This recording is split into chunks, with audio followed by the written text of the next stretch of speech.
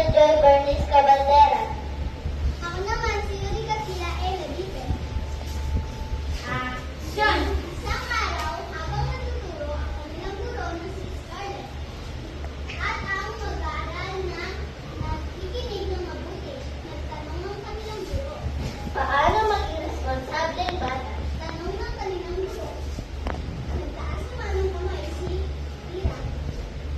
Makinig ng maayos kung ayaw ang mga tinuturo ng teacher. Very good, Kira. Andre,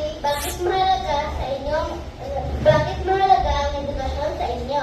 tanong ng kanilang guro. Nagtaas naman ng kamay si Ash. Kasi po ang edukasyon ay